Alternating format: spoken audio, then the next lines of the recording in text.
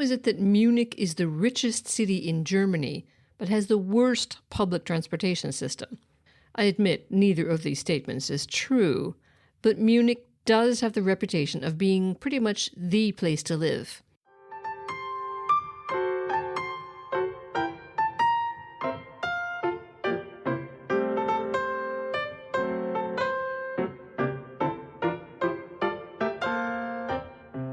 This is Brenda Arnold.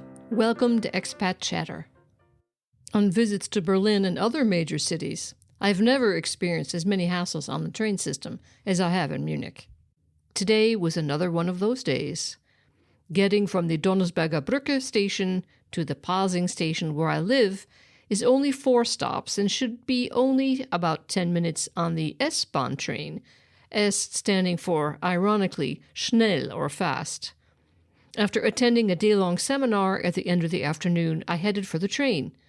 But after waiting for 20 minutes and listening to the same announcement 5 times that there was yet another disturbance in the system, and Munich residents know all too well what such disturbances can be. People on the tracks, a medical emergency, a cat loitering nearby, or perhaps a few dry leaves or snowflakes. The S-Bahn wasn't running. I decided to cut my losses. I walked over the bridge to the nearby Landsberger Straße, knowing that I could just as well take tram number 19 to Pasing. Me and about 300 others. One of the guys waiting at the tram stop I recognized from the train platform. He was a young, strawberry blonde bearded guy who I had seen running along the train platform, clearly pretty ticked, blasting away at his cell phone in some foreign language. Russian, I wondered. Or another Slavic language. What could it be? He was at the tram stop for the same reason I was. While we stood there, eyes fixated on the sign, claiming that the tram would arrive in 1 minute, he struck up a conversation in broken German with the guy next to him. They always talk about environment, but they can't get trains to run on time. It's much quicker for me to take car. Intriguingly, it sounded like he had a French accent. How could that be? Is there a Slavic language that sounds like French? Yeah, the other guy agreed. Luckily, they kept talking so I could continue my analysis. I am only a student, and paying for trains costs a lot of money, and then not running on time. True, the other guy agreed. Oh, look, here she comes. I mean, he. She, said the other guy. The word tram is feminine in German. This is greatest problem for me, genders of words in German. Ah, yes, it's nice to hear that others suffer from that same annoying feature of the German language. 3 genders, and no clear rule why the word for girl is neutral and the word for worm is masculine. If you figure out the logic behind that, please let me know. Finally, she, the tram, arrived. And she was packed to the rafters with all the other people who had given up waiting for the train. We managed to squeeze on. I took my backpack off and held it near my knees since there was more room down there. I was also carrying a heavy tote bag full of seminar materials. My arm was slowly but surely getting longer and longer. I was also regretting wearing my new high-heeled boots. They'll be fine, I told myself. I rode my bike to the station. Then it's just a short walk at the other end.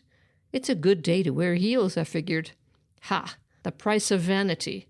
I hadn't reckoned on standing for an hour on a packed train. There was a lady standing in front of me who was practically in my face. She was holding something brown and furry in her arms and clutching part of the brown furry thing in one hand. It was a little dog, a miniature dachshund. She was afraid he would get trampled, so she was holding him close to her body in her arms and keeping his muzzle in her hand, presumably so he wouldn't bite. He looked up at me with inquisitive little, long-lashed doggy eyes. Is he afraid? I asked. No. Are you? No. I continued having a stare down with the dog. He was irresistibly cute. Besides, I couldn't help staring because he was 6 inches from my face. I could also see the guy with the French accent who wasn't French down at the far end of the tram. Next to me, 2 Spaniards had gotten on. I peered over the shoulder of a lady who was watching some YouTube video of a woman demonstrating some kind of face sander. I looked at her skin and wondered if she used that sander thingy too. Should I be sanding my face, I wondered? Her hair was beautiful, very shiny. I started wishing she would watch another YouTube video so I could find out how to make my hair look that way too. Suddenly, the tram started turning a corner. Trams in Germany consist of two separate cars, adjoined with what looks like corrugated rubber and a round plate on the floor of one car that interlocks with the floor of the other car but is not fixed, allowing the tram to bend in the middle so it can turn. When the tram takes a turn, the round plate turns with the first car and the floor of the second car stays in place. It just so happened that I was standing at the exact spot where the cars met. I had one foot on the round plate and the other on the fixed floor of the second car. When it turned, my left foot stayed in place while my right one moved backwards. Slowly, through no fault of my own, I felt myself being propelled into doing the splits. Great, now I'm going to fall backwards onto the guy behind me, I thought. Instead, I managed to keep my balance by taking tiny little steps to compensate for the turning floor circle. Step, step, step, step. It was like the motion you do when you ride a scooter. One foot stays and the other one moves. Or when you're forced to turn in the other direction while windsurfing, and you're terrified of moving your feet at all for fear of falling into the water, so you take teeny-weeny little baby steps, and then only because your windsurfing instructor is telling you to do so through his megaphone. Not that this ever happened to me. The tram car cleared the turn and straightened out. Made it. We clicked along for a couple of more stops.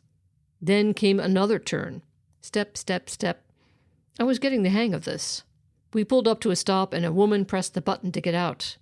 "Hey, the door's not opening," someone yelled. But the driver was too far away and didn't hear. He kept on going. She missed her stop. I looked back again over the lady's shoulder in front of me who was busy with her smartphone. Now she was chatting with a friend on WhatsApp.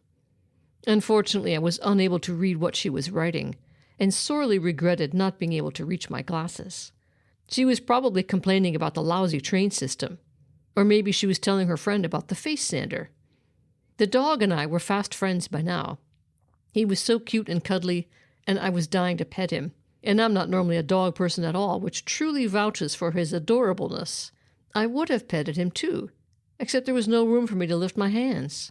So I just smiled and winked. I figured what works for a baby must work for a little dog too. I'm sure I saw him return my smile. Finally, we pulled into Pausing Station, my stop. I was sorely tempted to belt out the refrain of Handel's Messiah, Hallelujah! But I didn't. It took way longer than it should have. But in the end, it turned out to be a kind of adventure. There is something to be said for that.